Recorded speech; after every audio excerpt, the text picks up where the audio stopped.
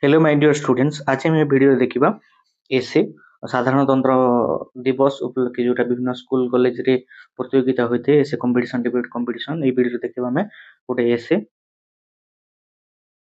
उपक्रम प्रतिवर्ष जनवरी 26 तारिख को समग्र भारत वर्ष में अत्यंत गर्व और हर्ष उल्लासर साधारणतंत्र दिवस पालन कराए। यह भारतर एक प्रधान जातीय पर्व 2024 मसीह भारत तार 77तम साधारणतंत्र दिवस पालन करुच्ची। 1947 मसीहा अगस्ट 15 तारिख रे भारत स्वाधीनता होइतिले मध्य 1950 मसीहा जनवरी 26 तारिख रे देशर निजस्व संविधान कार्यकरी होइतिला, जहाँ भारत को एक पूर्ण गणतांत्रिक राष्ट्र मान्यता देइतिला। ऐतिहासिक पृष्ठभूमि स्वाधीनता पर भारत पाखरे निजस्व स्थायी संविधान नथिला। एही अभाव को दूर करने पाई डॉक्टर बी.आर. आंबेडकर अध्यक्षतार एक चिठा कमिटी गठन कराइतिला। प्राय 2 वर्ष 11 मास और 18 दिन कठिन परिश्रम पर विश्वर सर्वबृहत लिखित संविधान प्रस्तुत होइतिला।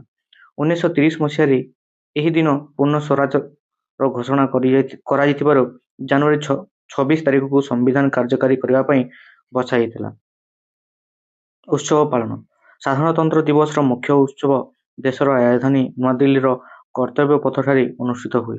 भारतर महामहिम राष्ट्रपति जातीय पताका उत्तोलन करती एवं यापर जातीय संगीत गान सह 21 तोपर सलामी दिया जाए। एठारे आयोजित भव्य प्यारेड रे भारतीय स्थलसेना, नौसेना और वायुसेनार पराक्रम प्रदर्शित हुए। विभिन्न राज्यर कला और संस्कृति को नहीं प्रज्ञापन मेढ़ मध्य प्रदर्शित होता है।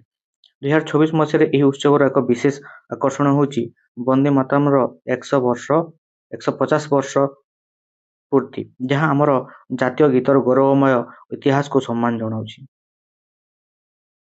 केवल दिल्ली रे नुहे बरं देशर समस्त स्कूल, कॉलेज और सरकारी कार्यालय रे यही दिन पताका उत्तोलन कराए।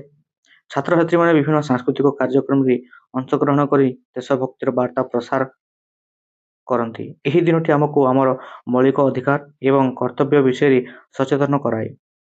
उपसंहार साधारणतंत्र दिवस होउछि देशर एकता और अखंडतार प्रतीक।